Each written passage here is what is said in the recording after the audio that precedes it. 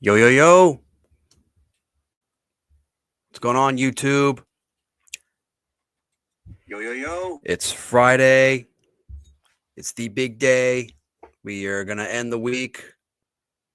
Finally. What a week we're ending. Changing things up a little bit today. I do have a guest coming on. I want to go ahead and give some shout outs though. First off, thank you, Clam Man, always dropping a nice little warning here. Doesn't really say anything else. That's just the way I like it. Always comes in with a nice little affirming good morning for me, whether it's in the chat or on my YouTube videos. Doesn't really say much else. I don't know. He could be a troll. If he is a troll, those are the kind I like. Let's just be honest about that. Mint Diggity is also in here this morning. We can see him. Very, very generous donor. Probably the best promoter that this live stream that I have. So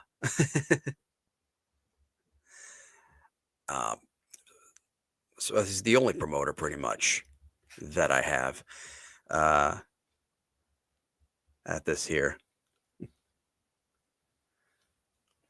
Some shout outs from yesterday. We've got Chip Galloway dropped $5 on me yesterday for dropping the Steel Toe super chat, and Doghouse Riley dropping 50 on me yesterday, just because he dislikes Steel Toe as much as I do. But like I said, we're gonna go ahead and change this up. I'm calling this my Friday fuck around live stream because I did what I thought I thought this live stream would never be able to do, which is get a guest. So I'm going to go ahead and bring him on right now. Ladies and gentlemen, you've probably heard of him being spoken on through these various live streams. Like me, he's a fellow Marylander. Ladies and gentlemen, the one, the only, certified forensic comedy writer, certified forensic humorist, shall we say. He could be both. The one, the only, GD Fenderson, everybody. Hey. What's good? Good morning, Tom. And everybody out there in the chat room. Will we be able to see the chats up here in the corner, or will I have to use my phone? I could probably put them. I could probably put them up here. Let's see.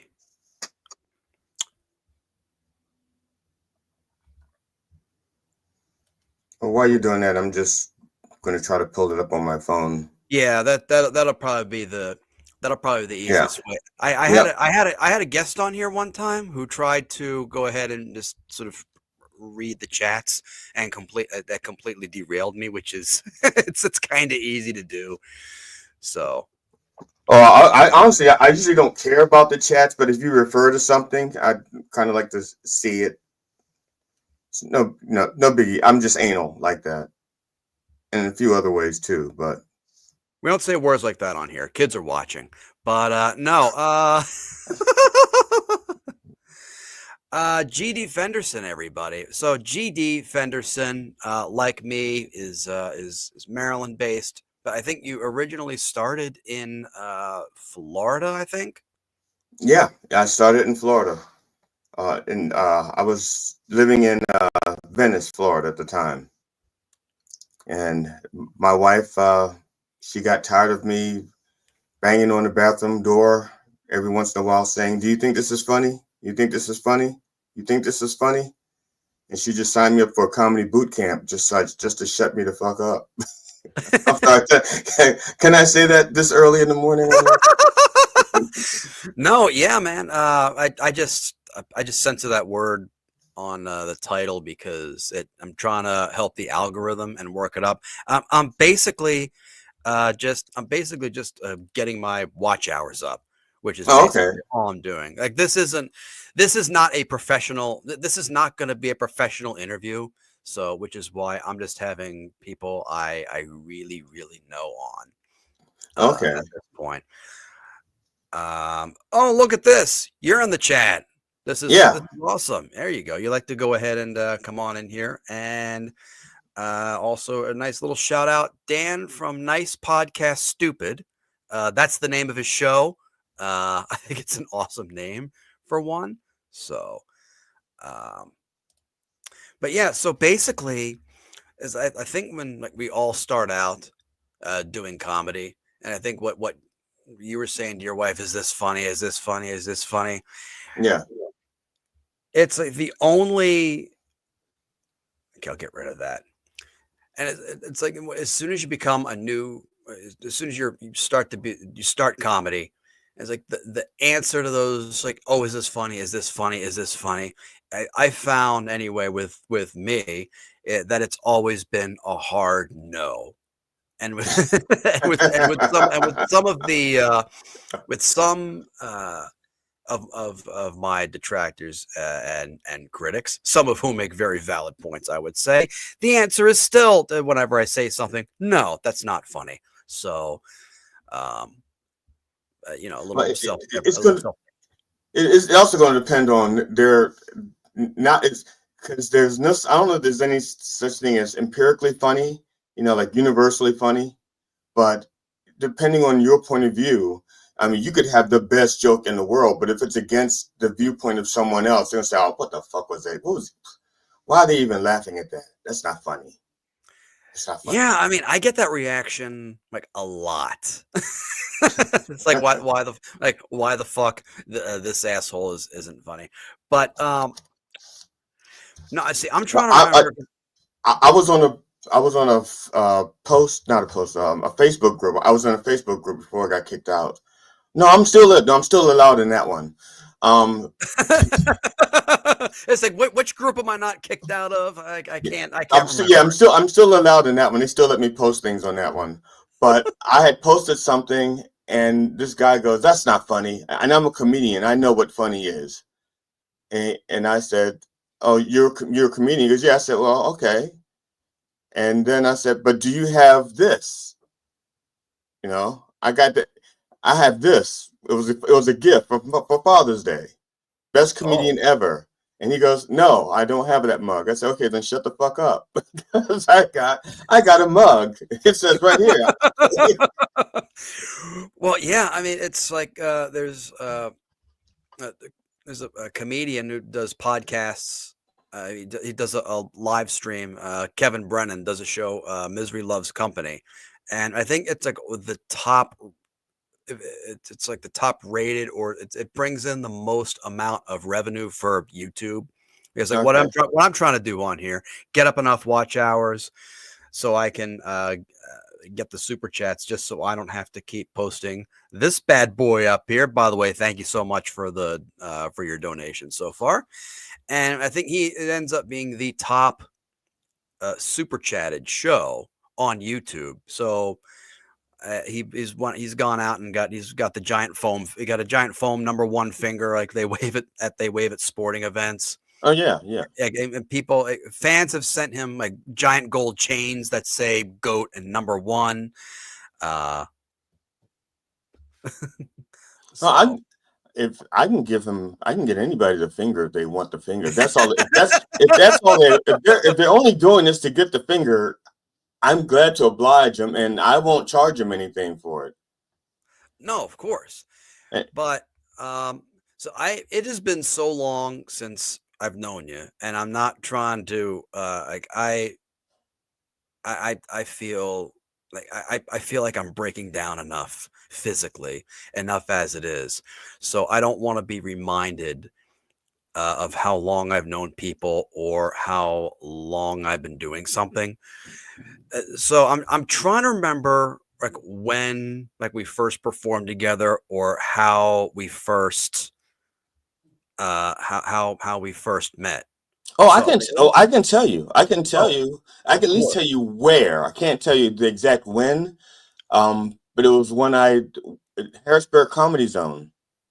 Okay. And when you took the stage, before you took the stage, they introduced you, and you had all these accolades they were piling on, and one of the ones that says you wrote for Politipod, and I think there's something else that they also, but they said you wrote for Politipod, and I didn't know what Politipod was, Right. but Right. you wrote for Politipod, and that for some reason that stuck in my mind. It was like that must be important. Because they took the time to mention it.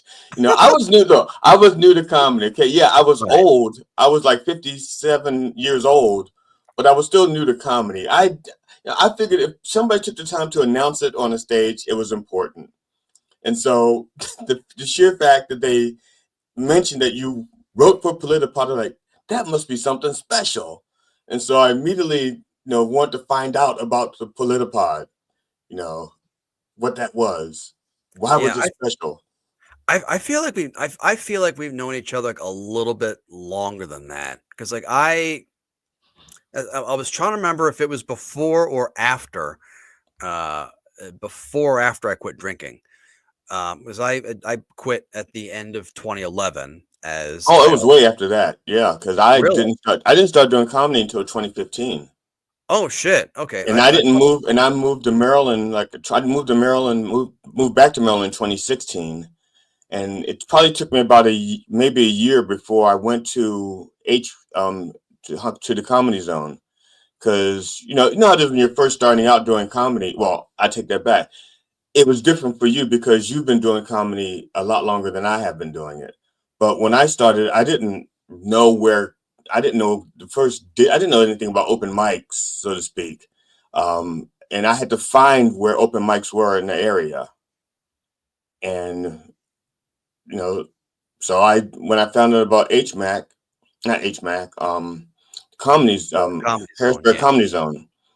And the funny thing is, even though they were, when I went there, it wasn't as big. It was popular, but it wasn't as big. Like when I was going there was still like maybe 15 comics at the open mic. And when I got there, I started taking pictures and promoting it on Facebook. Next thing you know, there's like 24, 30 people showing up for that same open mic. And that's ridiculous. If you're doing like a 24 comics and you got that little bit of time, it's like 3 or 4 minutes a person. Right. Yeah. I mean, it is like I remember like when I remember because like, some weeks there wouldn't be that many people signing up, so you could still get 5 minutes. I think Right. in That's how those it was open. when I started, when I went there first Yeah. time. But I remember like Harrisburg Comedy Zone is one of those. It's one of those rare rooms where it's very supportive, unless like I just happen to go on on good nights only. Yeah. Well, the room itself is generally supportive, at least because they usually have a real audience. At least they Yes, used yes, to. that always helps. Yeah, Yes. they used to have a real audience and not just comedians. And but the thing that I didn't, and this is my beef with all open mics and almost all comedians. Once they've done their minute or two or five or six, they leave the room, or worse, they stay in the room and they just start talking. It's like, shut the fuck up. Get out the room. If you're going to leave, leave. I don't want to hear you. We're here to practice, and they want people to be quiet when they're talking. They want people to listen. Give the same respect. If you can't give the same respect, get the fuck out. You know. Yeah, I've always I mean, like and and maybe I'm just wired a little differently. Like a lot of people have told me that I'm not. I have never really had my thumb on the pulse of like mainstream, like whatever the fuck is going on. But like I'm always just around uh, looking for new talent, whether it's for like stuff like this, whether it's for my podcast, especially if they're like women, people of color, because I think they're highly like underrepresented in podcasting, especially like the small like independent podcasts. So It's like watching the other comics. That's how I've managed to maintain like good working relationships and and uh, and dare I say it, some of the best and therefore more twisted friendships I've ever made. Now, so I'm going to differ with you on one thing. When you said you don't, I think that's like a maybe you misspoke or maybe I misunderstood. You see, you don't keep your pulse on things because if anybody engages you in a conversation, you can speak intelligently on on most things. So you are aware of what's going on, so you know what you can, what to make fun of. You know what people are talking about. What you do different is that you may know, okay, these are going to be the top four jokes that people are going to tell about this. And you say, so I want to go for the fifth and sixth and seventh joke, or the ones that nobody's going to go to. And I say that because I do the same thing. I know if if people are talking about Hunter Biden, they're going to talk about his laptop and the dick pics or whatever. And I may use that as uh, a throwaway line, but my punchline is going to be something that I dug deep for, you know, and not everybody digs that deep. My wife lets me know, when I first started out, there was a bombing or shooting in France at a newspaper place. I think it was called Charlie Yeah, or yeah, Charlotte. yeah, the Charlie Hebdo shooting. Yes, That was a big yes. thing. Yes. Okay, so you still remember that? I did a routine on that, and I assumed that because it was a college crowd, that they were really paying attention to the news. And I did this thing and I knew it was a good joke and I told it and it got crickets. And my wife says, I told you not everybody knows as much about the Yeah. news as you do. Yeah. And it's also like like I have no problems going on and joking about things like mass shootings Yes. and things like that, as you as you well know. So I don't know. Maybe people over time have just come to uh, e- expect it from me.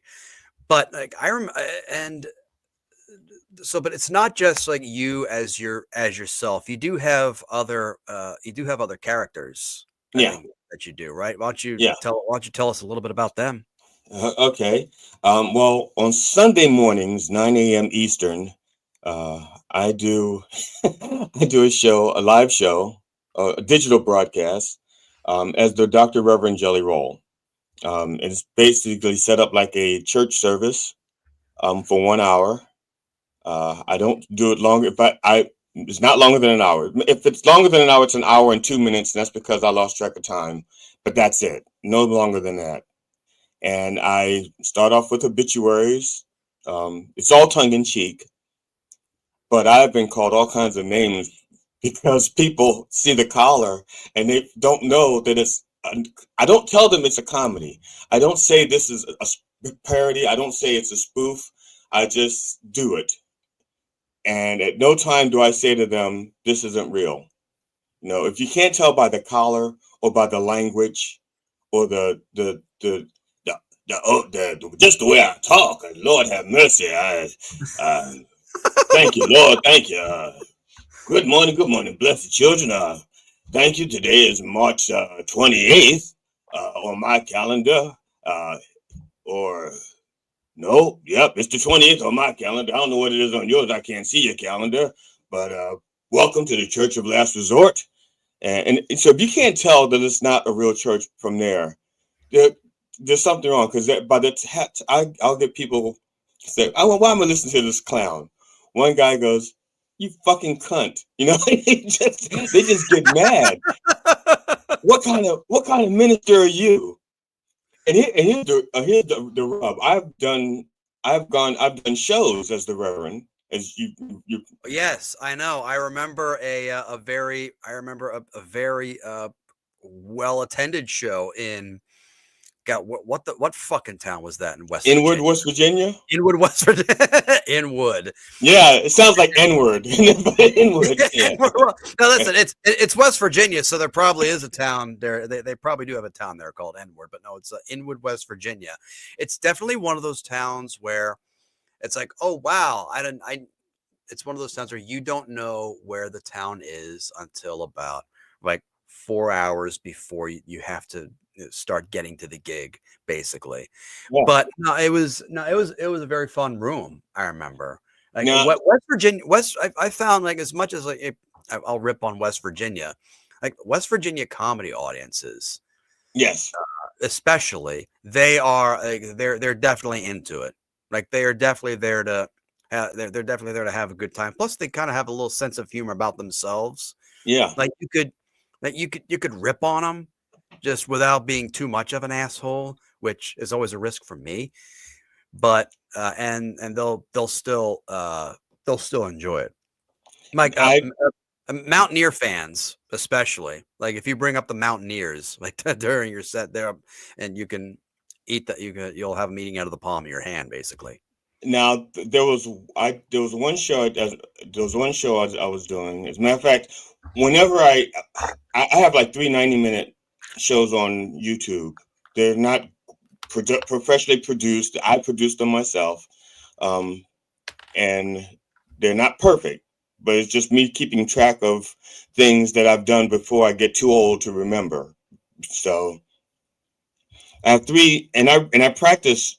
There's the place that we were at in West Virginia. I've practiced my 90-minute set there each time, you know. And one of them I was doing, I ended the set there that night with a Stevie Wonder parody, a Stevie Wonder song parody. And I do the song parody, and when I'm done, you know, you chat with the people afterwards. This one guy walks up to me and goes, I got to tell you, I don't know who this Stevie Wonder fella is, but that song was pretty funny. And I thought he was pulling my leg because I don't know anybody who doesn't know who that Stevie Wonder fella is. And I'm waiting for like a laugh, a joke, a tell, so I know that he really does know who Stevie Wonder is. And then his wife looks at me and she goes, "He really doesn't know who Stevie Wonder is." Oh shit! But that's a compliment. The sheer fact that he did not know who Stevie Wonder is, he still enjoyed the song. So Yeah, I mean, yeah, that's gotta be, that has to be very like life affirming to know that like, oh, you came up with the beat on your own, you came up with the tune on your own.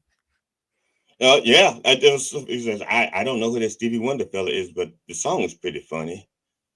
So Uh, we have a chatter in here, Ross Dog. He's a good guy. He's coming. I think he's also he might be local to our area, the DMV. He wants to hear the he wants to hear the Charlie head Hegdo head the Charlie joke I if don't you know. can remember it. Oh God, we're talking 10 years ago. Because I don't know if I can. I don't. If it comes to me, I'll do it. But because it happened around the same time that Charles Manson was getting engaged to that woman, something Star. Her name was something Star, and so I matched it to the Charlie because their thing was Je suis Charlie. That was the theme. We are Charlie, and Charlie Manson at the same time had just gotten engaged to, like I said, that woman. He was in prison.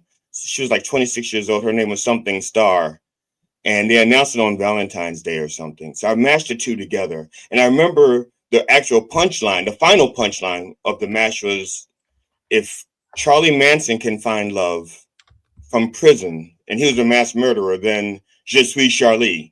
That was like the last thing after the Charlie Manson thing. Je suis Charlie. But the thing I did for the actual Hebdo thing, I can't remember. But I know, but and my wife, and it would have worked if they knew what had happened.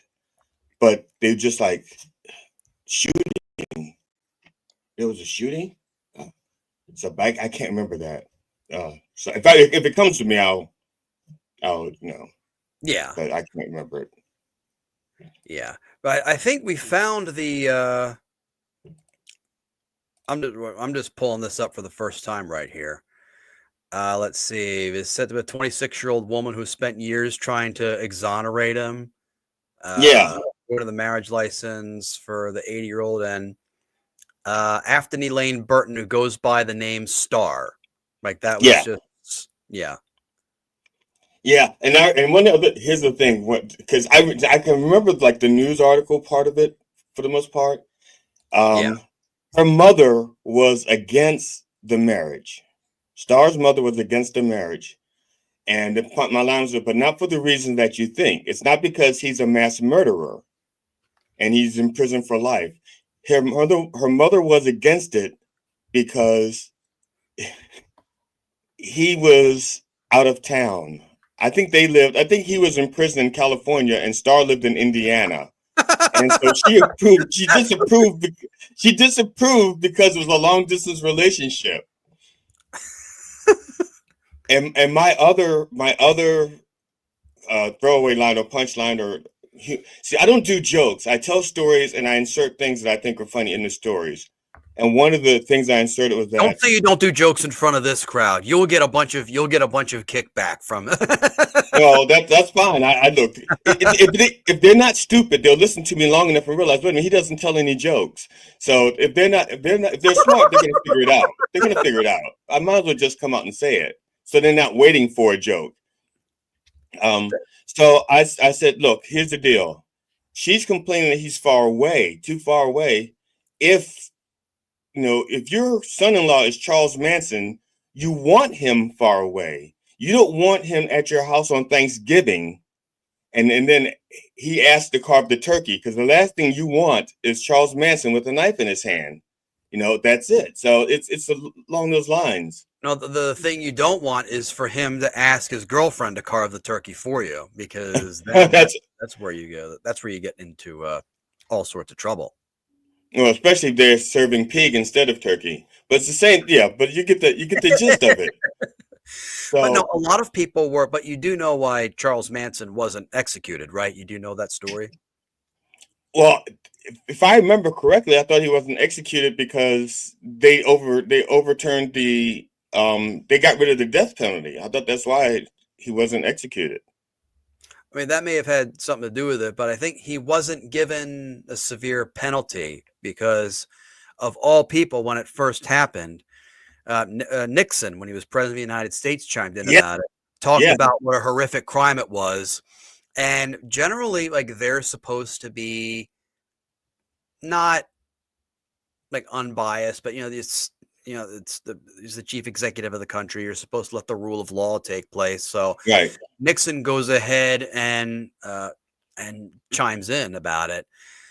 That that I think his lawyer claimed like a very heavily tainted jury pool, and as a result, like, okay, the evidence was there, they still convicted him. So is I know a friend of mine who was so pissed off that like his like tax dollars were going to keep Charles Manson alive. Like, first of all, if he's in prison in California, it's not your tax dollars per se that are doing it. Right. It's theirs, because he was a fellow State. a fellow Marylander who was yelling at me about it. I'm like, it's blame Nixon. Blame Nixon, damn it. You can blame him for all sorts of stuff. And I still do. I still do. Because I used to be a Republican and I used to support Nixon. And when he first of all, I blamed Agnew before Nixon because Agnew was a criminal first. Um, well, I don't know if he was a criminal first, but he got caught first. That's why Yeah. Agnew had to I resign. mean, He yeah, was the governor. Agnew was doing some very shady shit. He was the Going back governor to of his Maryland and taking kickbacks. He took but here's the rub. By comparison, he only took $10,000 in kickbacks. That's $10,000 compared to what Trump is doing now. it was a shit ton of money back then. Oh yeah, $10,000, like the $10,000 then could buy you a house, a car, and you could still have enough money to send your kids left to to school and college. have a Russian bride. But no, that was going back to his days when he was Baltimore County executive as well. Yeah, So it's like he was doing that for a long time. yeah. Mint Diggity is here. Mint Diggity is a good contributor to the show. He just wants to know, is that a green screen? I personally can't tell behind yours. Oh yeah, yeah, it's a green screen Oh yeah. because I don't. It's if I tear the green screen down and just show you the actual room, I have to explain shit. Yeah. Yeah, I don't. I I don't don't. want to explain. I don't feel Yeah. like explaining stuff. I mean, I'm also a musician. I have like a plaque back there with a CD, my first CD in it, music CD, not comedy CD. Right, right. And then I have my instruments back there. And then the Reverend has stuff from his show, Blessings and Blasphemy. So there's like a wall of dildos back there. And all kind and sex toys that are, I don't feel like Oh explaining fuck, it. bring those out. Our viewership will go up. Let's do it. Let's do this. Well, We're doing it. I inadvertently, not in I was on a show last night. It was streaming live, and they were asking about the question they were asking. It was a question panel thing. They were asking comedians questions, and the question on the table was something that you don't share with your wife or your partner. And I share everything with my wife. I mean, I told her a long time ago, I don't have any secrets from her. I just have things I don't tell her. And there's a difference. A secret is something you will carry to your grave. You don't want them to know. Stuff I don't tell her just means I don't care if she finds out, she's not finding out from me. And so, and showing them the things that we share, I pulled out a double-sided dildo. It was like 14 inches long, and I wiggled it on the screen like this. And they said, "Okay, there you go. We're going to get banned from Facebook or YouTube or whatever." YouTube's So terms of service. yeah. So and I know they will because I've had stuff banned before because I've wiggled a dildo. I had a Donald Trump head, and I was smacking him in the face with the dildo, and it got taken down real quick. You can't smack Donald Trump in the face with a dildo. You can't do it. It's not allowed. Thankfully, So it was around the same time that Kathy Griffin did her stunt, so you got off easy. Then you stayed under the viral radar at that point. oh yeah. If that was me on that show, like what do you uh what do you not share with your wife or significant other? I would have just said something very smart ass like my love and affection, uh, the bed, the house, uh, you know. But I think that reminded me of it was this news story right here. And I thought this happened around COVID, but apparently I was wrong because this was around the same time as the lockdowns. No, You're gonna see the ad. You're gonna see this ad play because it's like everything's ads. I mean, this headline right here just outright stop it. Damn New York Post. This headline right here basically just says it all, I think. now And yep, there it is. Like that was yeah, it was a reporter in Wales, and yeah, okay. yeah.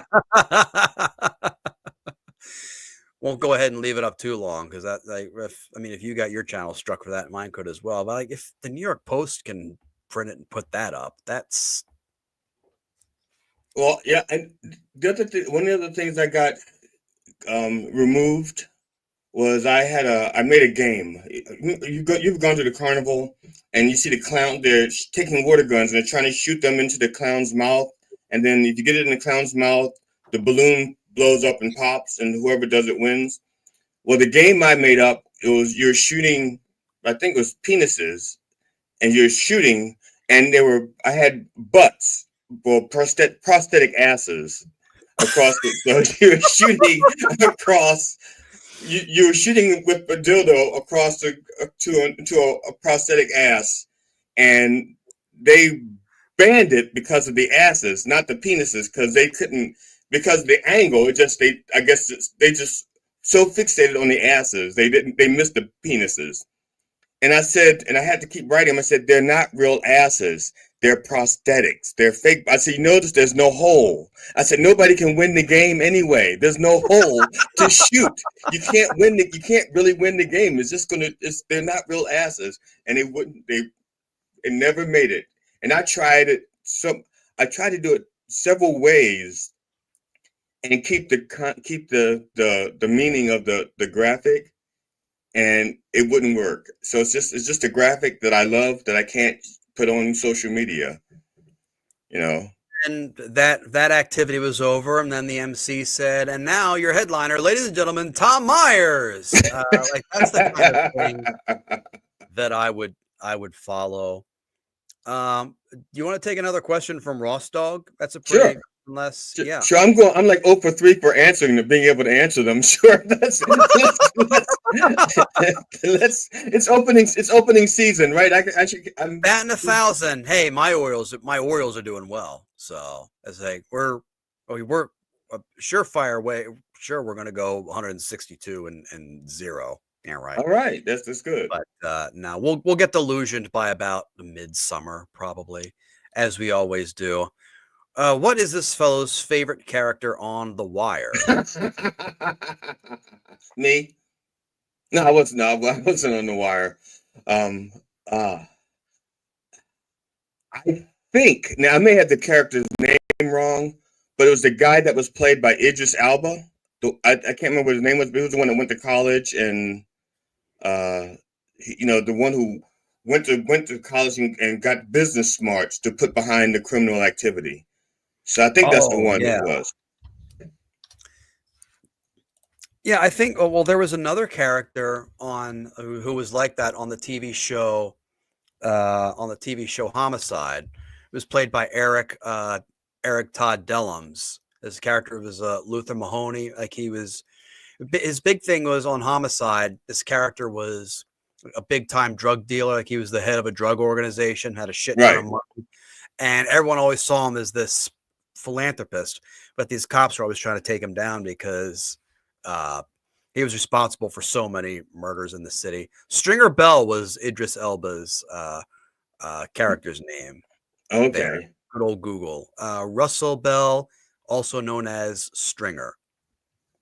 Yeah, that's and that's been a while since it's now when you travel around doing comedy, do people ask you about The Wire as soon as they find out you're from Baltimore or the Baltimore area? I mean, not a lot as one would expect. I remember I did a roast battle years ago, and my opponent did a joke that was along the lines of, say something like, "Tom's from Baltimore, but has never seen The Wire, unless you count the one his dad used to try and abort him." Like and I was like, I loved that joke. But at the same time, it's very well written and very well crafted, and it was so well crafted. I was in a way pissed off that I didn't come up with it. That's when you know you've heard a good joke. And I'll ask other comedians that. I'll say, look, because I have done Way Past Funny, where I interview people who do comedy or are comedy adjacent, and I'll ask them. I said, are there any jokes out there that you've heard from not from a famous comedian, but from just a contemporary, like someone on our level that you just wish you had written? And they'll say, no. It's like, that's bullshit. I've heard, because I'm a good writer and I'm a prolific writer, but I still hear stuff that I'm like, oh, goddamn. And it was sitting right there and I didn't think of that.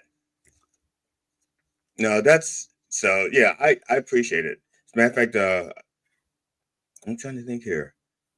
You was talking about underrepresented people in podcasting. Like some of my favorite comedians to listen to are people that can tell stories that I don't tell, or that I can't genuinely tell. So I like women, female comedians.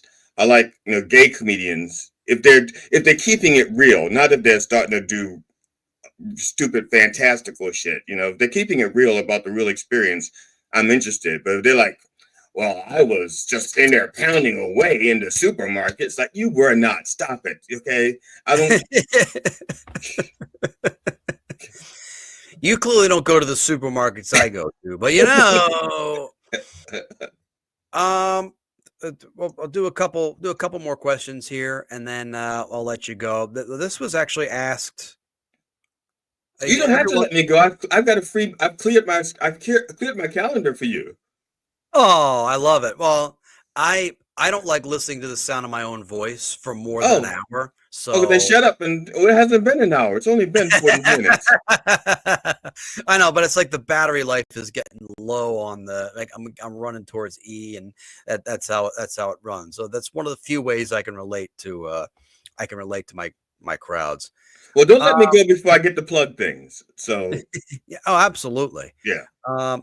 But there was someone was asking about a show that we did that I quit. Like someone was asking another one, someone asking in a chat about a show that you guys did that you quit a couple years ago. Well, you and I did, and you brought this up earlier. The show is called Politipod. Yes.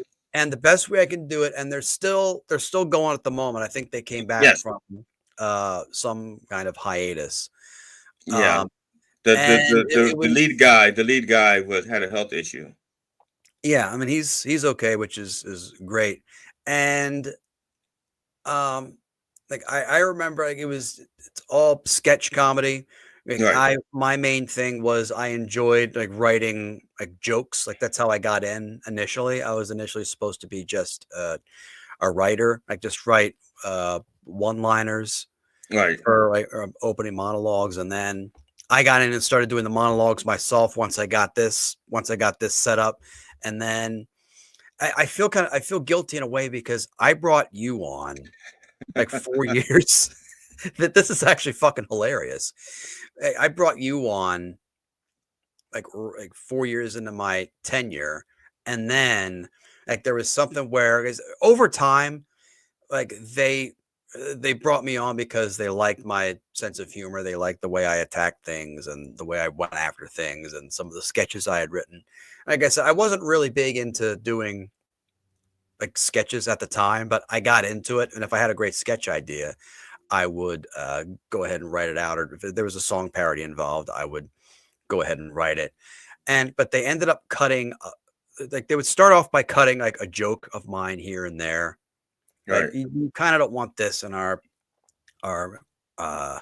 this is the thing, like, all right, fine, whatever.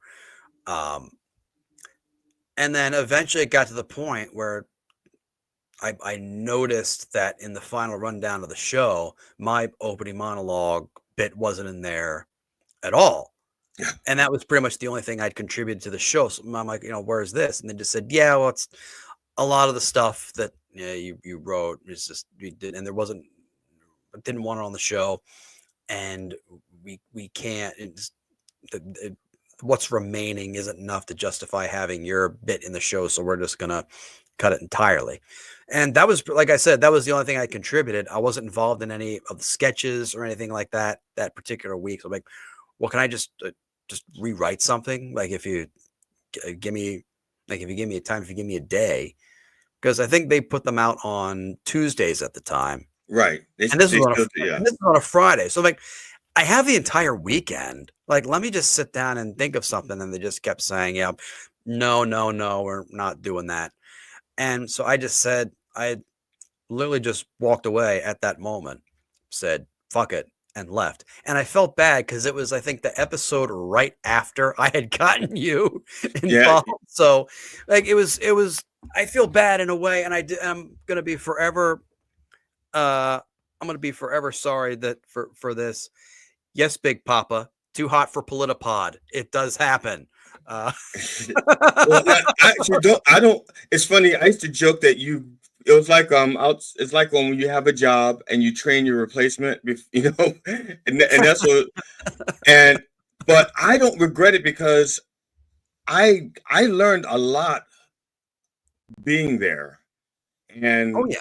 And as a matter of fact, the first time you brought me on, it was just to help with a sketch. You had an idea for Herman Cain had died. Yes. Herman Yes. Cain died, and you wanted to do a funeral, and you said, can you get the Reverend to do their funeral? And so you had written like a bunch of jokes, or actually really snarky, evil things about Cain, but they're one-liners. And so what we Yeah. did was we did the funeral. I had the Reverend do the funeral. As a matter of fact, we had to cut it back because it was like a 10-minute bit. Yeah. And they maxed out at 4 minutes. So the Politipod version was only 4 minutes long. The actual thing is still on YouTube, on my YouTube channel. And if you go onto my playlist, there's like a Dr. Reverend Jelly Roll, I guess, or it's under Politipod sketch. But anyway, it's still there. And so he does the funeral, and he ends up with they read comments at the funeral. There were like people who couldn't make it to the funeral. They'll read the comments on the cards, and all of the comments are actually written by Tom Myers, and they were all like nasty. Each one was like worse than the next. Go figure, especially because I wrote them all. So yeah, and I put them in the order, so they just kept getting worse and worse to the point where the Reverend's going like, I don't know if I can read this one, but it's on the card. Oh Lord, have mercy. Oh Lord, forgive me. Lord have mercy, Jesus. It says here that Herman Cain went out the way he came in, a fucking asshole. That's not one of the actual ones. I was just making something up, but so. Well, that was the first. I have it pulled up. We can actually play a little bit of it here. YouTube's terms of service. It's not exactly copyrighted, but no. And even if it was, it's mine. It's me. That's us, actually. Oh yeah. Things happen on occasion. We're not perfect. We all have our flaws, and mine is I need glasses. I need clean glasses. Have mercy. Let's see what we got here. I tell you. Oh, I tell you what, before we do that, I'd be remiss because, like I said, we need more. We definitely need more. I love to give a shout out whenever there's women in the chat. So hi, Michaela. Thank you so much for stopping by. Thank you so much. In sausage, bacon bits, and mozzarella. Jesus. The cheese bacon cheeseburger. Beef bacon bits, onions, pickles, cheddar cheese, and mozzarella. Cheese. Jesus Christ Almighty. Baja taco. Black beans. I'm reading from his menu. I'm reading from their menu the type of pizzas that they had, and I'm reading it like it's a sermon. Oh, cheddar cheese. Yeah. Okay. Well, I want to hear one of the jokes. Oh yeah, go toward the end, toward the very end. Okay. A little bit. Thin crust, extra sauce. Shucky ducky. Shucky ducky. Just before that. Oh, in peace. Yeah. Bye to Brother Cain. Let us honor him by wearing a mask, social distancing, and washing our hands. Yeah, we go. Yeah. There we go. Sorry. This is where it gets really. I'm gonna need something a little bit stronger. Yeah, go back a little bit further then, because by the time I'm doing that, I'm doing like 2 or 3. Because of Trump's policies. Okay. I need clean glasses. Have mercy. Oh, this is where I was initially. Oh. Okay. Nope. Didn't get any better. That's what the card says. Herman Cain died after catching COVID-19 at the Trump rally in Tulsa. Another black guy dead because of Trump's policies. YouTube's terms of service.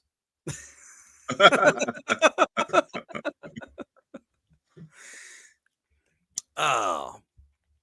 Yeah, so there was that one, and I think wasn't there one where like it was right outside, and this was also when there were a lot of riots going on at the time because of the George Floyd protests. So And there was another one I'm trying to remember where it was a jacket, but yeah, they forgot to cut the security tag off of it. So I'm just like, just lie and tell everybody it's a Fitbit or something like that. There was my radio call-in my radio call-in show. Yeah. And I have right, yes, I did a voiceover for one of your radio call-in thing, yeah. Because I think that was like the very first thing I did for you, and then the Herman Cain thing was later. But, yeah, well, the idea of the eulogy, the Herman Cain funeral service came about was because I saw that you dressed up as the Reverend and you did a eulogy for your phone. Yeah, yeah. Apparently had shit the bed. I call it a phoneral. And I don't know why, but to me it was absolutely ridiculous. It had that perfect mix, and I mean this in a nice way. Like, it was like a mixture of just complete ridiculousness and just being completely corny and everything, but it was just so absurd that it's one of those things where it's so off the wall that you can't help but just laugh your ass off. It's one of those things where, and I'm not saying all of your bits are like this, but it starts off as like, God, what the fuck is this, where you're laughing, and then it's like it goes from insincerity to just complete like genuine laughter at just how and just how off the wall it is. And I loved it. So I thought to myself, I had tweeted a whole bunch of jokes about Herman Cain after he died, after attending that big Trump rally in Tulsa, when even people in Oklahoma were saying, yeah, don't fucking do this. Right. Like when Oklahoma's kind of going, maybe you should scale it back a little bit, and you do it anyway. That's always a bad sign. And then I just remember, like, you seem to love whenever I roast dead people. Because I do it too. Well, there you go. It's misery loves company, or it's like I'm not alone. Matter of fact, to this day, if I come up with a like something really inappropriate, like there's a plane crash, and I think I got a really good joke, you're the first person I send it to before I even make it public. And that's why I still do this. You and Frank James. Frank James. Wow. So you and Frank James are the two people. I gotta get the three of us on. That would be a fucking like electric podcast, I think. Yeah. Now, for those of you who do not know who Frank James is, he's a local comedian, but he's also a local actor. And the most recent thing that he was in that I'm aware of was with Natalie Portman, and it was the thing where it was like the murder mystery that took place in Baltimore Harbor or something. It was Natalie Portman. Oh, Lady in the Lake. Lady in the Lake, right. And Right. I don't know if it's because they found a lady in the lake or they were putting ladies in the lake. I don't know. I do a joke in my act where it's like, the only lakes we have in Baltimore is the Inner Harbor, and the only ladies in that lake are dead prostitutes. So Yes, yeah. it probably was. Yeah, so Frank James was in that. Well, he was in a bunch of stuff as a cameo. He's a character actor, and he's in a bunch of local commercials as well. But when he does his comedy routines, he does a lot of news article stuff. And so that's why I send it you and to him. First of all, to make sure y'all don't steal my stuff and come up with it. It's like, so they don't come up with it. Because in my mind, when I write these things, I'm thinking, why hasn't everybody thought of this? Well, I always presume you're sending stuff to me because you just want me to make it sicker and more twisted. No, that's just like, no, it's like almost like like it says, like a stamp of approval. And it's like, it's multi-purpose. When I send it to you, there's a record that I wrote it out there. It's like what the cheap trademark. You mail it yourself. You write a song. The poor man's patent. Yeah, poor man's patent. You write it up and you mail it to yourself, and you never open it. So that so it's like a poor man's patent.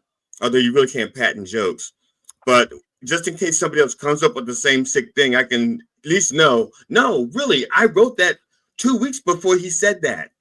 Now, I'm not saying that you would say it, but like I worry about Bill Maher and Weekend Update. Those are the only two things I think of that when I do critical joke theory, I try to do that on Friday. I try real hard to do it on Friday before Bill Maher comes out with his stuff in the evening, and Weekend Update comes out with their stuff on Saturday. Because when you're talking about the same topics, sometimes you're going to come up with the same through lines or the same punchlines just because the story just leads toward that. And so that's why I was so determined to get all my stuff out before Friday evening at 9:00, so that if there's any repetitive jokes, I can say, okay, but mine was out there first. And that's part of the reason why I send it, to you and Frank. It's almost like saying, I said it first before Bill Maher said it. I said it before Weekend Update said it. I thought it was just because like Frank and I, like, you really respected how absolutely fucking twisted we were. That too. Like, it's threefold. Absolutely. Because if I didn't think you guys wouldn't appreciate it, I wouldn't have sent it to you. I said, no, you guys are just as sick and twisted as I am, if not more so. Because you're both more veteran than I am at it. You've been doing it longer, so you've had more time to be twisted. I've had more time to be twisted, collect death threats, all that fun stuff that us professional yucksters live for. I've only received 3 death threats, and I feel cheated. I mean, true, you've been doing this a lot longer than I have, and you have. I have my wife to kind of rein me in. My wife works for the government, so I don't want her to lose her job, because then that means I have to go back to work. But no, but I don't. Yeah, no, I'm sorry. What I meant to say was, what I'm saying is, I love my wife. I respect her career, and I want her to continue in her career. Yeah, that's it. I'll go with that answer. And so I am very careful about what I say, so that, because people Google and they tweet. They research you, and then you're guilty by association. So I try, if people who think that I'm irreverent now, you have no idea how bad I can be. I'm trying to protect my wife's reputation, and I'm cleaning up my act. When she retires, look the fuck out. Oh, look out! It's gonna be like both barrels are going, man. Because I remember, because I used to be involved in local politics in my home county. I was involved in that for 10 years. And just on my particular level, on the level where I was at, it's like there's absolutely no money in it. Right. So, like, it's not, you're basically just like glorified, like, volunteers, basically. Right. Is what you are. Yeah. So I remember I had done, it was around an election time. I forget which one. It may have been like after I had been, it was after I was elected to the Harford County Democratic Central Committee. And mint diggity, he's a good guy, but I think he's trolling me here. Tom Myers for mayor 2025. Fuck no. That's not even an election year. That's not even an election year. There's so many other places that have mayor elections, but I don't live in a municipality, thankfully, so I won't be tempted to dip my toe into anything. But are you for real? Because even Westminster has a mayor. No, it's like, we where I am, we probably would have a local government, but our thing is we pay too much in taxes enough as it is, and we don't need to pay another entity. So, that's our thing. But I remember it was the political director for the Maryland State Democratic Party at one point saw something I had done, something I had posted, a show I had done, and said to the chair of the local of the county Democratic Party, they had made a complaint about me. And like the chair, who is a good friend of mine, he got my stuff as well. So like he'd come out and see me perform, had no real serious issue with me, told me about it. So I just said to him, like, okay, I make money. Like comedy helps, it brings in income. This doesn't. Like, if this jackass wants me to choose, he might not like my decision. So, but yeah, so Real quick, I think before we go ahead and get rolling here, is I think the first place that a lot of people found you was, well, first off, tell us about before we get into that, tell us about Done Way Past Funny, because you told me this concept, and I whenever I get offers to do podcasts, even if it's from people I know, I'm always kind of hesitant. I always wanted to vet it out. But as soon as, maybe it's just because I've known you so long, as soon as you told me about this concept, I just said, okay, I have to do this. Like I have to, and I'd rather hear you explain it, because I'm gonna fucking butcher it. Well, first of all, I appreciate you doing it, because you did it in the very, like, the beginning. We were still trying to get the bugs out of it. And one of the bugs was my co-host, because he was so unreliable. I don't know if you remember. He was like, when he would not show up, or he would show up and he'd be stoned, and it got to the point where your show was the last show that I think he was on. And he saw me, and that was just like, okay, fuck this. If I'm reviewing this asshole, then yeah, done. He was, that was the last. As a matter of fact, my wife said to me, if you cannot have him on another show, I will leave you. And I knew she wouldn't leave me over that, but she was just letting me know that it was that serious. And I was really trying to give him, I was trying to be patient and helpful, because he was going through a really bad time. He was like just lost I think he lost his job. So he was being evicted from his house. And this is just as Done Way Past Funny was starting up. So it's Done Way Past Funny, and the last thing he was going to do was be funny. So he was really fucking up. And so, but the premise of the thing is that we talk to people that are comedians who've been doing comedy for a while, and we look at the earliest work that we could find of theirs, and we discuss it. I don't want to say critique it. We discuss it together. And the premise is that, as good as we are at comedy, those of us who do comedy well, we didn't just pop on stage and was good. You know, we went through a lot of shit, and we told a lot of bad jokes, bad sketches. You know, we were bad in the beginning, just like most comics are. And we talk about that and the progression that we make over the years, you know, the adjustments we make to our, either through life or through, through life and experiences, how we got to be the comics that we are now, starting from the earliest stuff we could find. And one of the things I ran into was, like in your case, you didn't have your earliest stuff. You'd probably been doing comedy for like 9 years by the time that tape was available. Yeah. And it turned out that, like, I had I started before YouTube was a thing. Right. Like, that's how long I had been.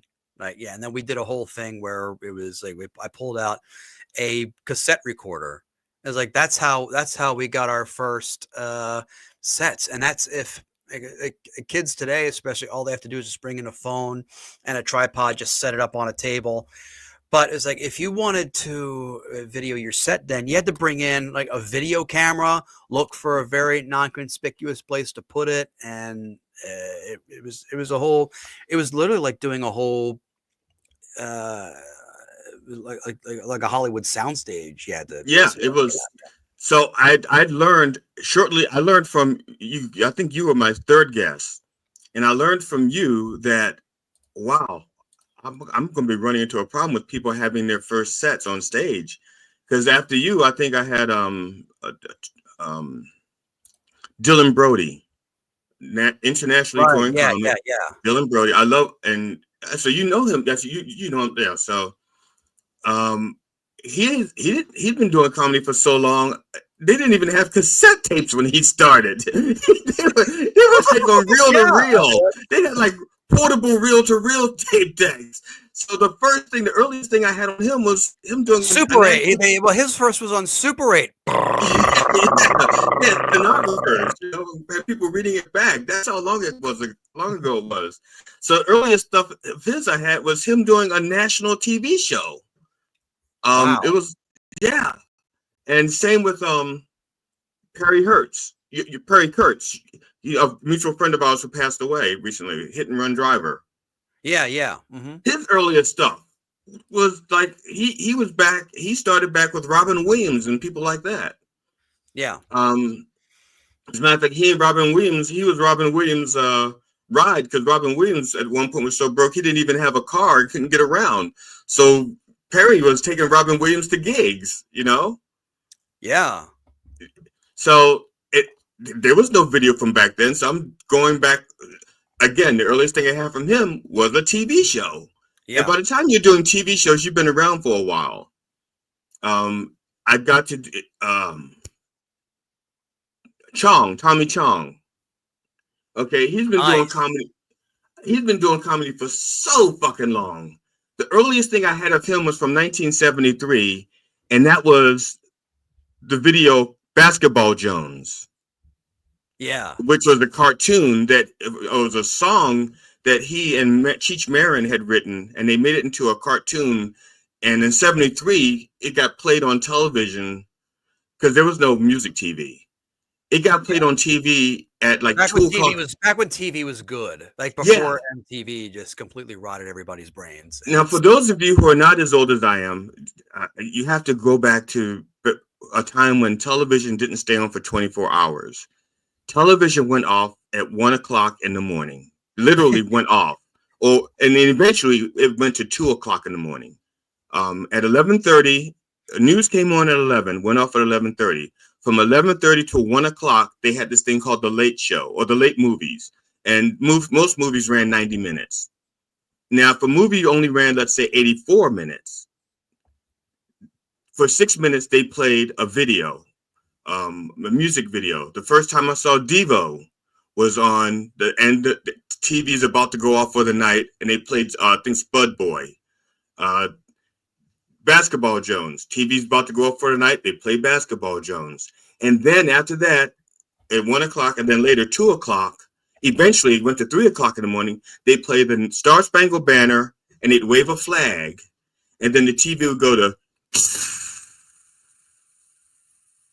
until 6 o'clock in the morning, or whenever it came back on. And now, it was just how did you? I'm legit like mad impressed. Like a lot of people, I'm sure in this chat would want to know, like, how the fuck did or even someone like me, for example, like how the fuck did you get like Tommy Chong on your show? Like, what was the process for? I mean, don't dox anybody. But no, that's not my deal. I did an interview. Somebody interviewed me.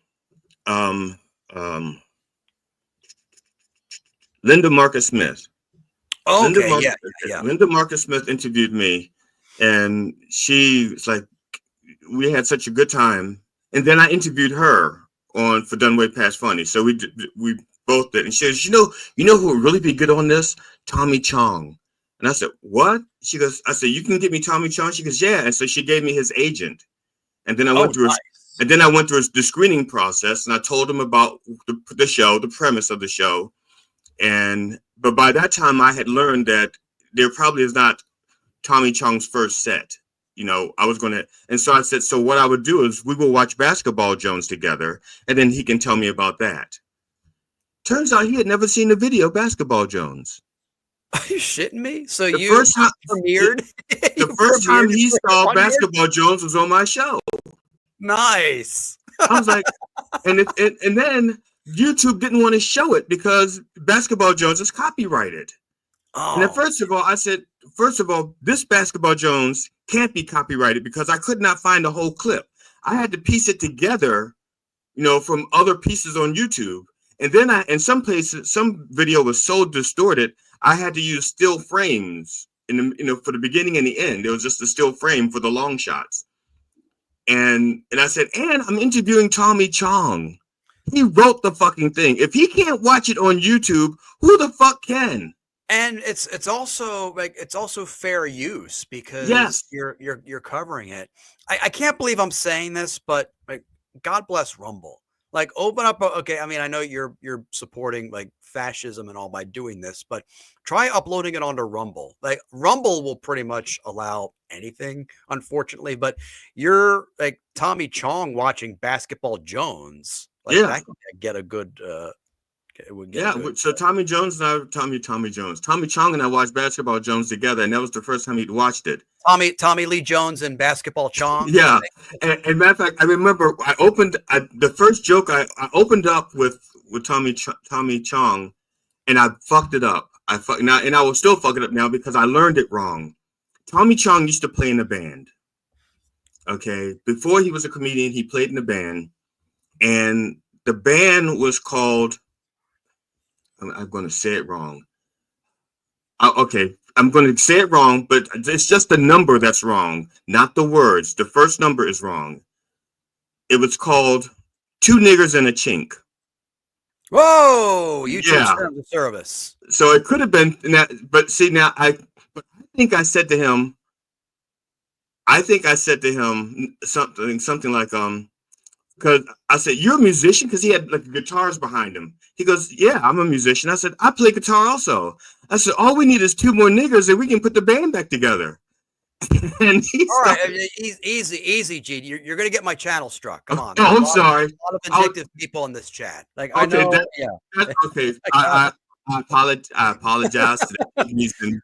Yeah, But there's a lot of there's a lot of very vindictive people around here who want to see me. okay. See, I have a tendency to just quote things the way they are. I don't think about PC. It's like no, my mother raised me. It's not about being PC. I kind of indifferent about that, but it's like people out there like real assholes. So Okay, well, guys, they'll look, do if you have a problem with it, if you have a problem with what I said, do not bother Tom. My email address is right behind my head. I'll move right there. See? Right there. Yes, strike his channel. Yes, No. send your hate mail to me, not to Tom. Tom did not. I'm the one that said it, okay? And I'll say it again. I'll say it on demand. I have no problem with saying it. My mother raised me that there are no bad words, only bad intentions. So I don't have there are no bad words in my vocabulary, just the way I use them. Oh, don't say that in this chat. So I did that, and Tommy, he just bust out laughing, and then he corrected me that it wasn't whatever the right number was. It wasn't 3 N words. You happy now? You happy? It was only 2. Yeah, you happy? It's not, but plus it's also YouTube as well. Like there's some like bugs out there or some bots that automatically flag stuff like when you can't show Jones anymore. So it's just I thought you just Mint Diggity. I'm not even gonna look at I turn off Mint Diggity is like, no, that is just you guys, that's funny. That's fucking funny. And here's the thing. Wish I thought of that. I do try and I will say full disclosure, I do try and discourage that kind of stuff. And there was someone smoking? I'm sorry? Smoking? No. I do try and discourage like certain like words and terminology from coming on here because I don't want my stream. I don't want the comments to get filled with that kind of stuff because that would turn off a lot of people. In fact, I had to time out somebody who said that, but the chat replay is off and Mint Diggity contributes money. So I'm like, that's I can't. Okay, Mint Diggity, that's funny. That's one of those things I wish I could have incorporated into it. The thing is, I've never looked for a substitute for the word. I just say it. Yeah, I don't know if Mint Diggity's local. I think I'm not doxing him, but I think he's like Mid-Atlantic or he's a Mid-Atlantic guy or something like that. But he's very generous. He's actually a $100 supporter for the month of for this particular month because he I think helped me out when I first started live streaming. Speaking of which, you can go ahead and support the show. My information is tagged in the chat. There's my Venmo. There's my PayPal information. Thank you so much if you've contributed. I also accept anonymous donations as well. Like I'll just say, hey, every once in a while, someone will ping me on Venmo or PayPal, and they'll go ahead and just say, hey, here's something. Don't say my name. I want to remain anonymous, but I just wanted to go ahead and show your support. That actually does well because if I get enough like watch hours up, I can get super chats. But the problem is super chats, when those come in, YouTube takes something like 30% or something, and they don't give them to you until I think like the middle of the following month or something. See, Mint Diggity gets it. You and Mint Diggity are vibing quite nicely. So, well, now, guys, I don't have a Venmo. Well, I don't have that kind of fancy stuff where people can donate to me. If you want to support me, just book me. Okay, I do private parties. I do private events. My mouth is not totally dirty. I can do corporate clean stuff. I do have a sample of that on my YouTube page, and I can write material specific to your needs. I can, if you're an abortion clinic, I can write abortion jokes. If you're actually a Klan rally, I can write Newport jokes. If you are, all right, you know what? Right? We have to. Okay, now I have to post this. No, you can't show it now because damn it, I was going to claim it as mine. I was going to claim it as mine.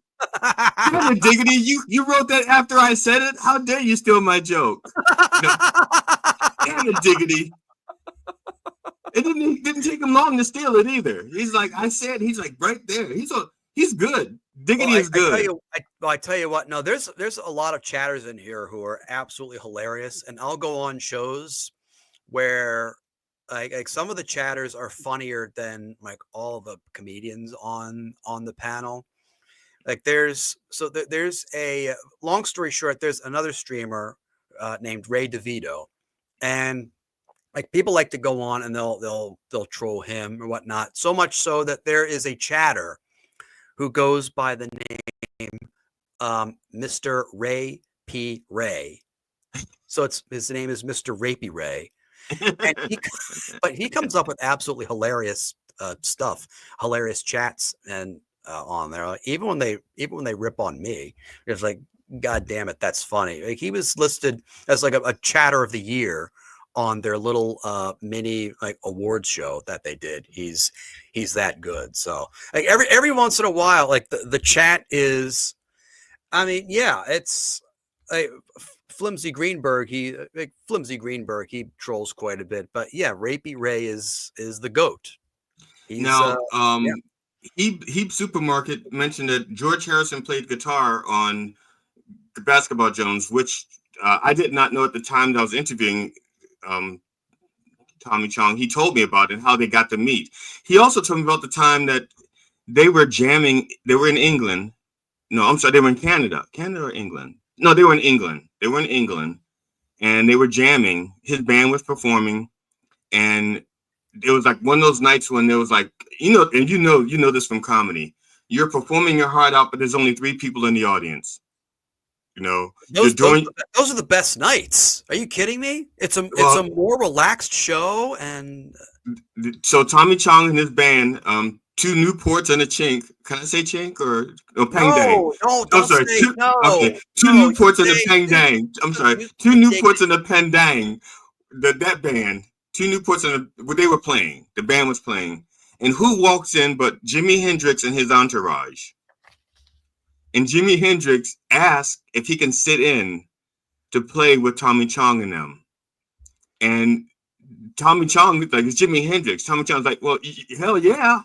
And Jimi Hendrix played bass for them that night. And I'm like, and I said, are there any pictures or anything? He goes like, no, this was like back in this, way back when. There was like nobody carried around cameras, and Jimi Hendrix sat in for the rest of the night and played bass. I'm like, I would love to have a photograph of Jimi Hendrix playing bass with Tommy Chong. I was so jealous.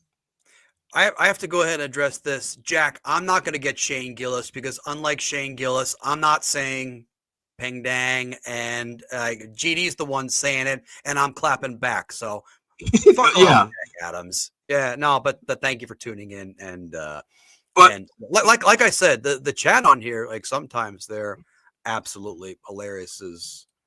They're absolutely hilarious. But what do you think? yeah, I mean, this is I just want to thank Mint Diggity for one thing, because he now has given me a way to tell a joke that I tell that will not get dinged, and I can now say there's a joke I used to tell. As a matter of fact, first time I told it was in New York, and the host goes, "Oh, that's funny, but I think I'm offended."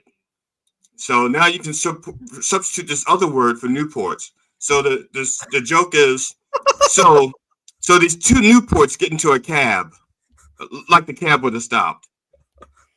and the guy, okay. I have to say this, by the way, Flimsy. I didn't censor Liam. Like somehow I didn't censor Liam. I think he retracted. Maybe he retracted his comment or deleted it. But what do you think about this? The second point right here after the George Harrison. Your thoughts on Basketball Jones being encrypted?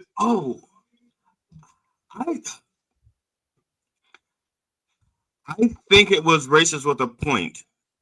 You know, it's because if you look at toward the very end, the end of the song, everybody is singing together.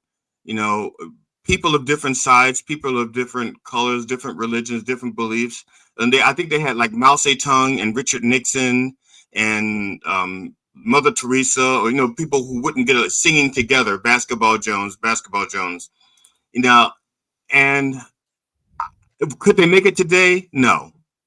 Was I offended by it? Not in the least, because I had seen worse stereotypes. See, I remember cartoons back when black people weren't even in cartoons. If they wanted to put a black person in a cartoon, they put a monkey in it instead. A monkey or a crow.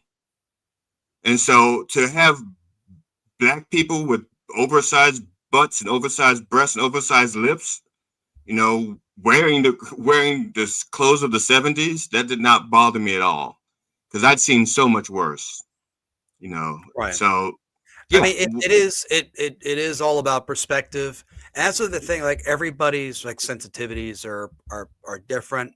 Like there's one podcaster who joked about I think this about a rival live streamer, how in a bet he'd win the dog and then put the dog down out of mercy because the dog already had a hard life living with this other podcaster. And right, but you think it's funny, and it for me, someone like me, it is. And there was a regular chatter to the show got so offended because they lost a lot of dogs, and that just completely turned them off. Why didn't they chip them? They wouldn't have lost so many. How many dogs did they lose before they realized that they could have just closed the damn gate? Just close the gate. Put a chip on them. Doodle knows. Doodle gets it. No, look, the new show I'm working on now, I open up with the story about my mother's rape. That's how I open the show. So, and remember, you can hire him for a corporate gig, everybody. And the thing is, how comedy works. You work on a premise and then you take it to an open mic and you try it out. And there was like, I think 8 people in the audience the first time I tried it in public, 4 women and 4 guys. And I do the story about my mother's rape. And the women, first of all, they all laughed. They all enjoyed it because the way I told it, the way I crafted this story. I shouldn't say joke. I crafted the story. They enjoyed it. They thought it was funny because it also had a point to it. It was utilitarian. Utilitarian. Did I use that correct, Tom? Utilitarian. It had a purpose. The story had a purpose and a lesson. So the women liked it, and the guys laughed. I'm a dumb white boy from Harford County. So. Oh, I'm sorry. I'm just your average uppity Newport from Baltimore with an IQ of 147, so 150. So I'm just an uppity Newport. It had utilitarian. Have you ever heard of a guy named Kevin Brennan? I've heard the name. I have no idea who that is. Okay, all right. That's all I need to know. Anyway, go on. Oh, so I do the story, and the women in the audience said they thanked me. They said that story was very funny, and very enlightening too. The guys went, "That's very funny, but my ass cheeks tightened up," because it's usually the guys that are doing the raping, and they felt guilty about laughing about it because, yeah, it was a rape and it was done by a guy, and they're putting their place in the, they're seeing themselves, I guess, as the rapist, so their butt cheeks, clenched up, but they all laughed, Yeah, utilitarian, designed to be useful or practical rather than attractive. Well, if you're looking for two people to be useful as opposed to attractive, you are Here tuned we into the go. right live stream right here. Yeah, so you put the definition and show our pictures. Clip this, everybody. Yeah, clip it right there. I looked up utilitarian in a dictionary and it showed your picture. But no, everybody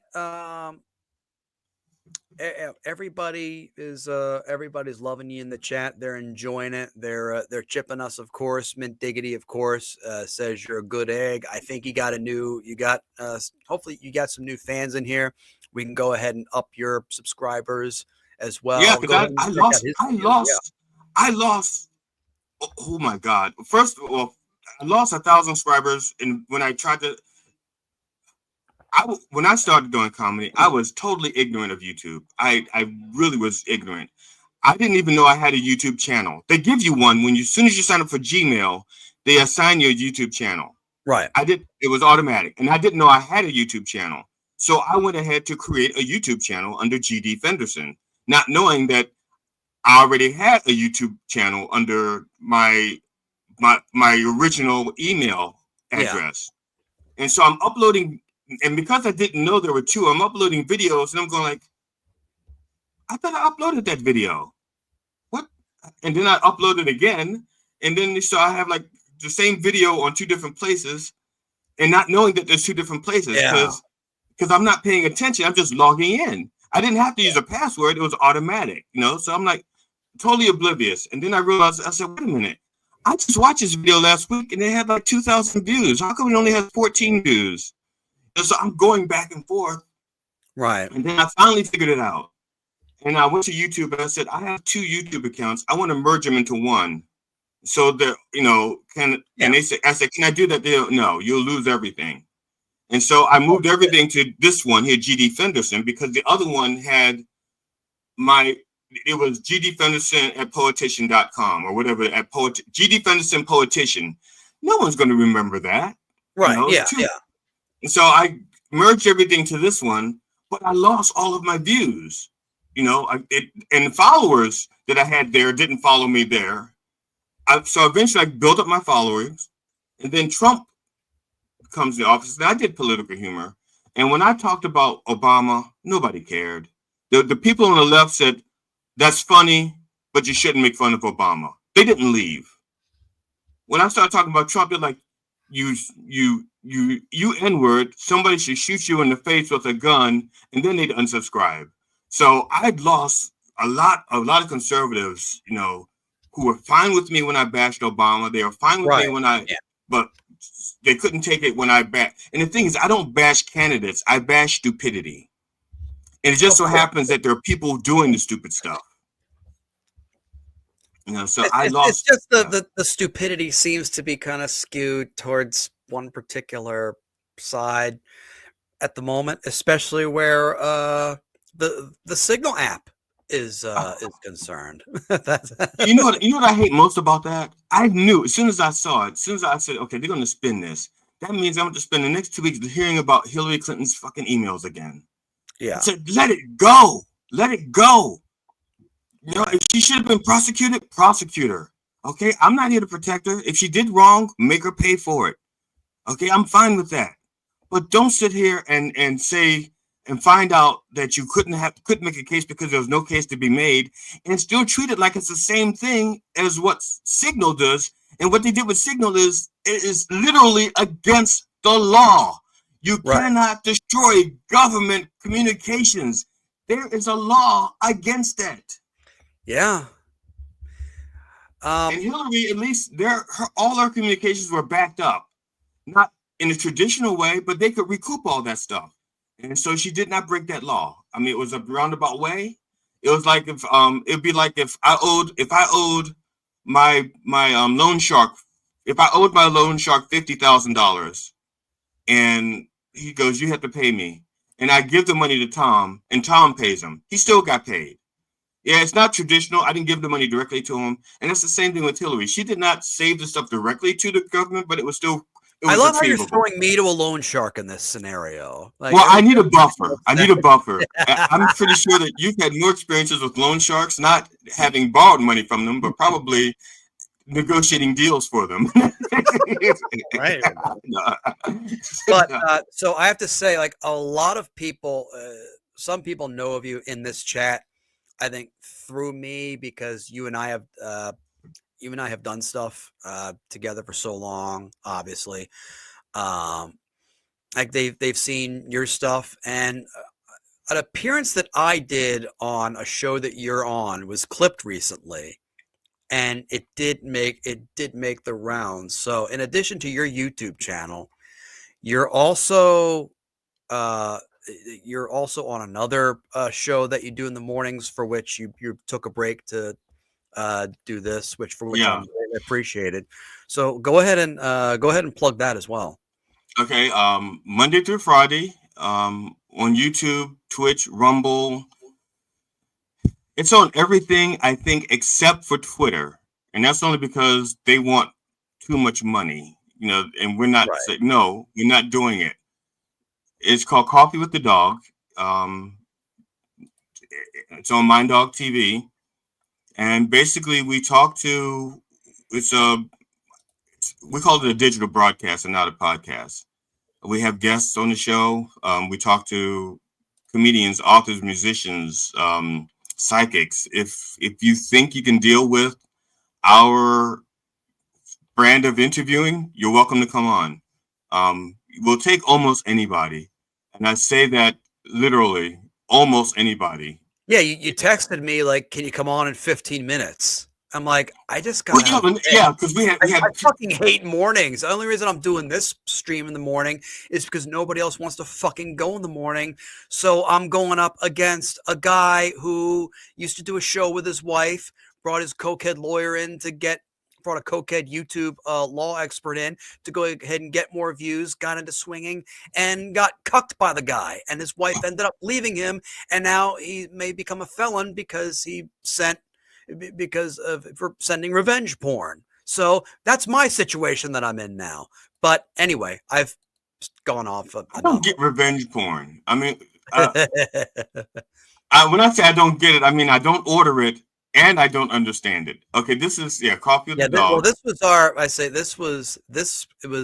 Well, this particular show was clipped by one of the clippers, Stallion 19, by the way. He is the Stallion 19, by the way. If I'm involved in anything, he loves clipping anything involving me, so much so that Stallion 19 is I call him the official clipper of Tom Myers. And some little heart emojis are coming up in the reaction. So everybody here loves Stallion 19 and the Clipper. GD said in his description on that you were attacked. Not attacked. What did he say? Bashed, right? Or trashed. I said trashed. Trashed.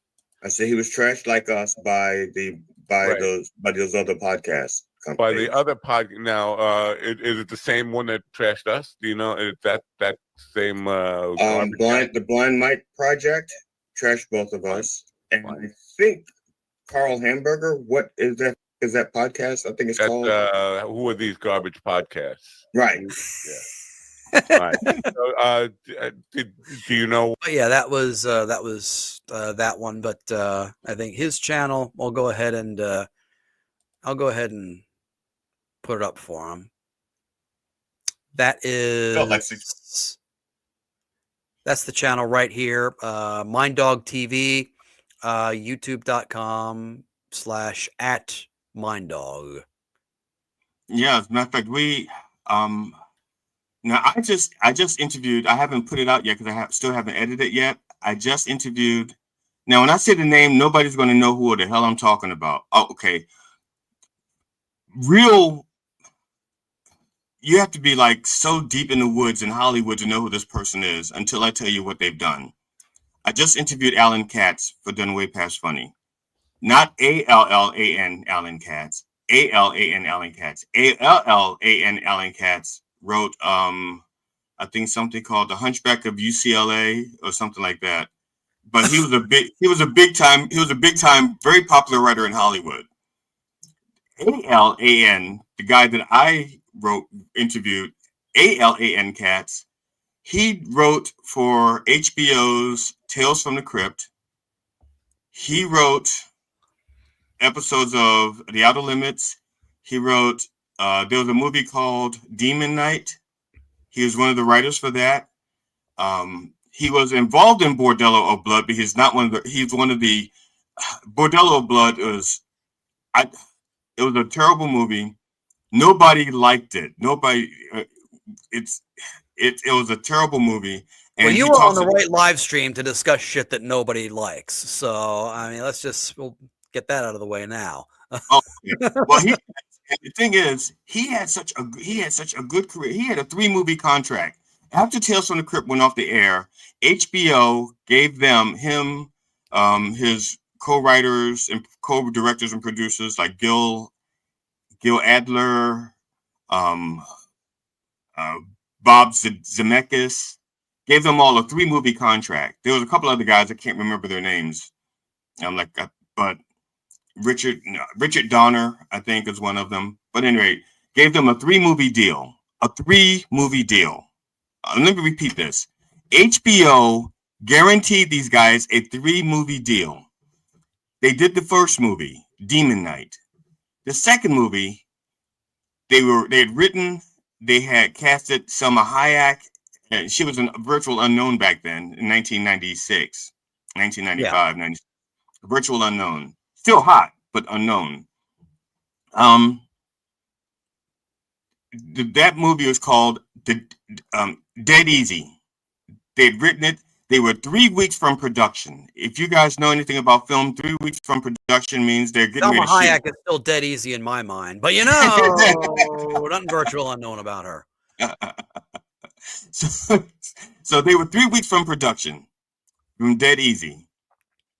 And the people from HBO said, we're not going to do that movie. Stop production.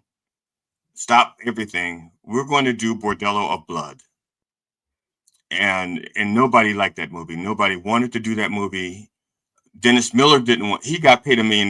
He didn't want to do the movie. Oh, shit. Now, that's the only person who wanted to do the movie were the 2 people who wrote it. And they wrote the script in college. It was the first script they wrote. And they wrote it in college. I think Bob Zemeckis was one of the guys. And now they went on to do other stuff like Back to the Future. They did good stuff, but this was their first script. College kids, their first script. And HBO or whoever the money people were gave Zemeckis $500,000 for the script, for the rights to do the script. So now they've invested this money. They said, we're going to do Bordello of Blood.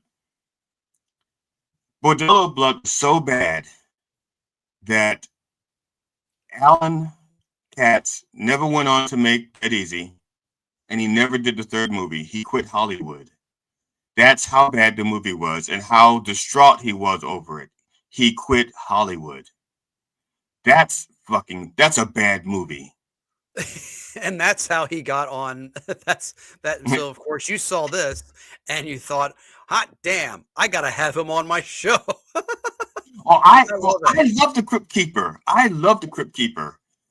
And the fact that he still loves comedy. He loves comedy, and so we want to talk about that, his experience with that aspect of comedy. Because let's face it, Tom, you and I both know comedy is so multifaceted, but most people think of comedy and they think of comedians. You have to be on stage.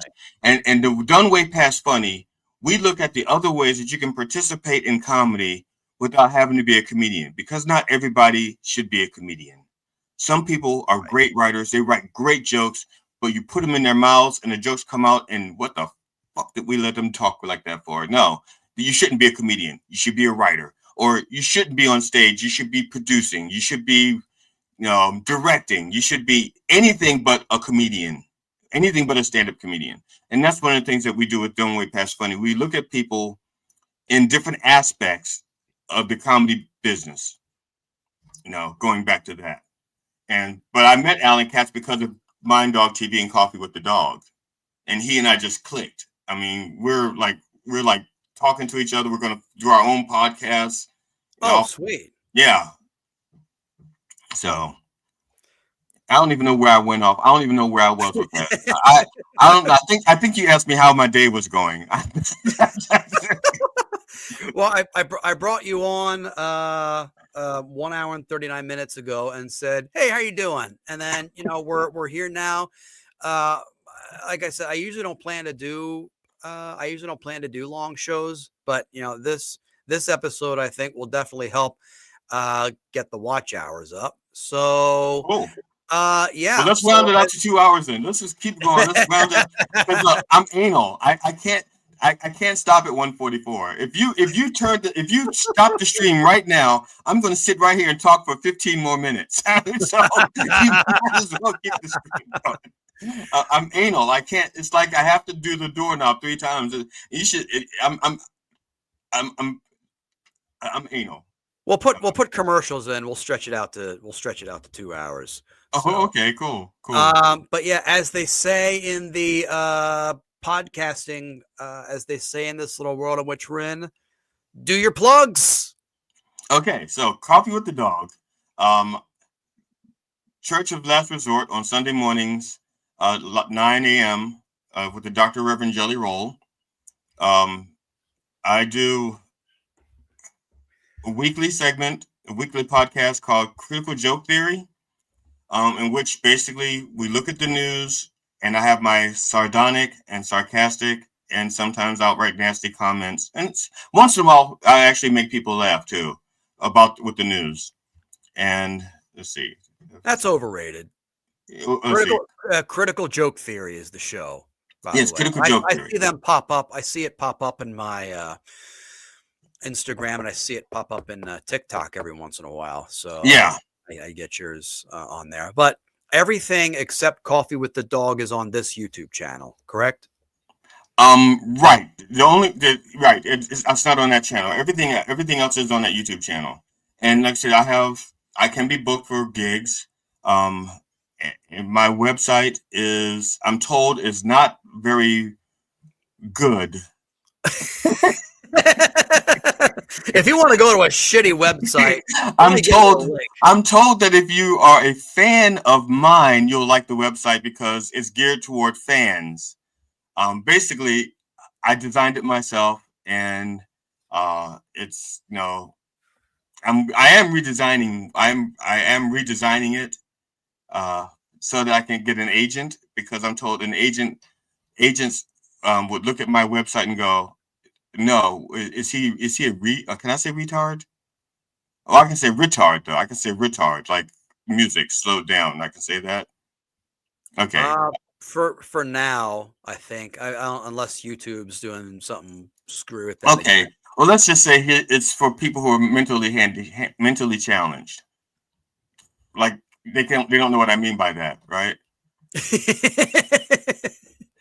Here's the deal.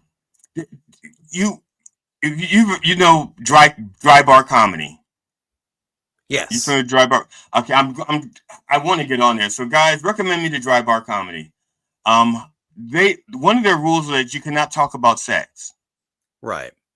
But you can talk about your kids. So how do they think you got the kids? One way is sex. You could also buy them, adopt them, steal them, kidnap them. So I think with all those options, you would want them to know how you got the kids. You know, just say my wife and I made these babies. You think they'd accept that? Say sex is okay because we're talking about where the kids came from. Because I could just say, look, I have 2 kids. I picked them up in the supermarket parking lot. The parents are still looking for them. They don't know. What I'm saying is, clean comedy.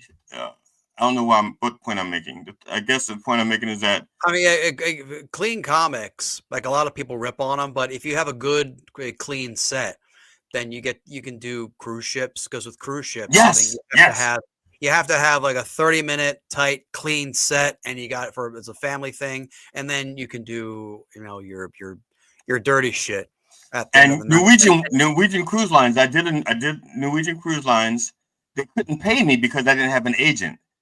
They told me get an agent, and they gave me who I should contact at Norwegian Cruise Lines, and they can get me back on there with paying gigs. That's what I want. I need an agent. But my website, if an agent looks at my website, they're going to go, this guy's not, look at this website. It's not a comedian. It's like, stop looking at the website. Check out my material or talk to me or something. Yeah, my website sucks, but it's fun. So go to my website. Everything that you need to know about me is on my website.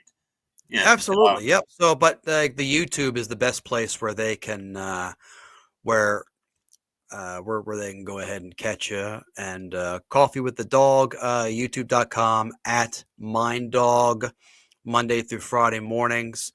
And of course, GD's not the only one producing or promoting stuff here. Of course, hey, hit the like button, everybody. Go ahead and hit subscribe if you haven't already done so. In addition to subscribing to GD Fenderson's YouTube channel, you can also do contributions via Venmo and PayPal. This is before I can get this is up until I can accept super chats, but at least YouTube isn't taking 30% of the Venmo and the PayPal, and I can also avoid the tax authorities by those. One more plug. I just realized it. Just remembered. You can also check me out on plausible.com. PLAUZZABLE. It's a website designed for comedians to do comedy shows. I just, for the most part, go there and just friend me or like me on there. Whenever I do a show on Plausible and it's streamed, when I do a show that's streamed on Plausible, you'll get a notification and it'll be there. Because what I'm doing now is shows that I'm doing. I'm also in the process of streaming live on Plausible at the same time, for money, but also to make it available to people who just aren't, in the area. People, because I have fans or a fan all over the country. I have a fan all over the country. Yeah. Oh, he's a truck driver. Fan, he just travels all over the country, and he's a truck driver. And so I have a fan all over the country, and this way, when I do stuff, I can stream it on Plausible, and he can see it wherever he is. So plausible.com, GD Fenderson there also. Yes. In addition to GD Fenderson, of course, my Instagram. That's the best way to reach out to me. I'm on Blue Sky as well.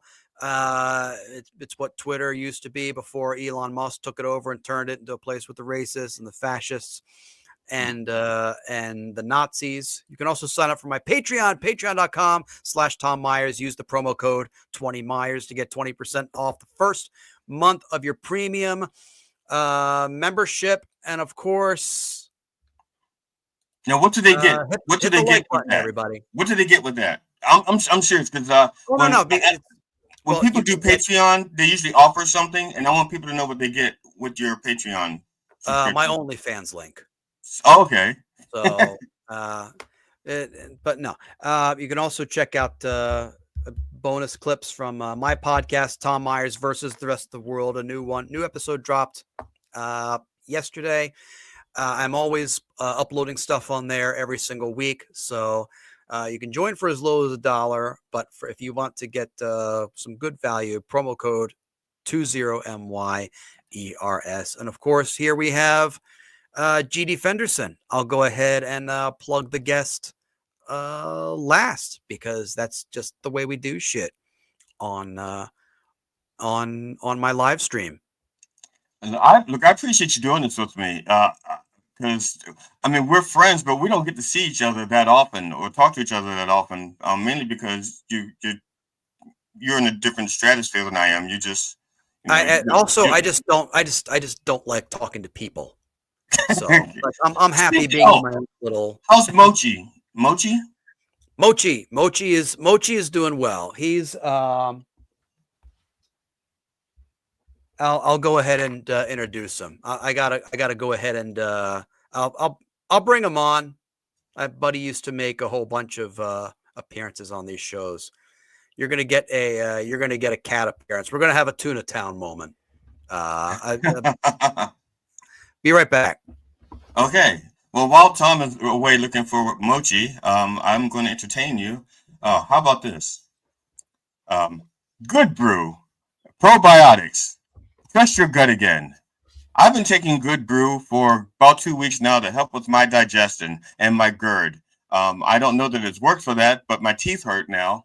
There we go. Thank you. I was running out of things to say about Good Brew. There he is. This is the new. Hey, Mochi. Yeah, he's done. He's he's reading some of the chat now. He doesn't want to. Oh, so about how old is Mochi? Mochi just turned 3 this month. So I got him right after I had Buddy put down for health reasons, not for the thrill of it. In case Eva's in the chat, but yeah, it was. I was grief shopping. I saw him. He was pretty much left by his previous owners, who split up, and yeah, it's long story short. He needed a home. I needed a cat. It was a match made in heaven. I feel for you. We had to put our cat down. Muhammad Ali cat, who actually, it's one of the funny things is when you have videos of your cats and your cats are more successful, they have more followers than you do. Oh yeah. Just like if Mochi had pretty much scratched my face right now, like that would have gone viral and people would be Venmoing Mochi at that moment. I wouldn't get any of the money. Mochi would get it all. So GD Fenderson, thank you so much for coming on. Yeah. Thank you for having me on this hour. Yeah. Because you told me we're only going to do an hour, and we did. Yeah, we only did an hour more than you. Yeah, we only did an hour over. So thank you for coming on. And yeah, we all did our plugs. Y'all know how to find me if you haven't gone there, but if you haven't gone to our links by now, these are not plugs. I'm leaving. These are that is GD Fenderson's link. Everybody go ahead and support him. Help him grow his channel as well. And my dreads. Just so you know, the mop matches the carpet. Okay. So. Ladies, if there's any left in here, if Doodle's still in here, if Michaela's still in here, let's see where else. If Lady KB is still in here, definitely. He is married though, ladies. So yeah, very. Yeah, I'm not for obvious reasons. They're like, yeah, no fucking wonder. Yeah, why didn't you? Why didn't you ever get married? I think it's because it's my personality, basically. You mean your personality not to be with somebody? Your personality repels people from wanting to be with you. A little bit of both. I think. I think my personality is a defense mechanism, and it also repels people. So, yeah. But yeah, that's gonna be that is our show, everyone. No, we still got 2 minutes and 22 seconds. I told you. No, we don't. You're gonna let me sit here and talk to my mic off the air for 2 minutes because are you that unselfish? Are you that uncaring? I thought we had something here. I thought we had. Yes. You clearly don't know me by now. So, that is our stream. Yeah, exactly. Yes, Mint Diggity always chimes in, always has to come in with the little buzzer beater right there. And of course, go ahead, support the show, Venmo, PayPal, any buzzer beaters that come in, I will read them. Peace out. Lots of love, everybody. See you later. This is Tom's favorite Newport. Signing off. That's the name of this episode.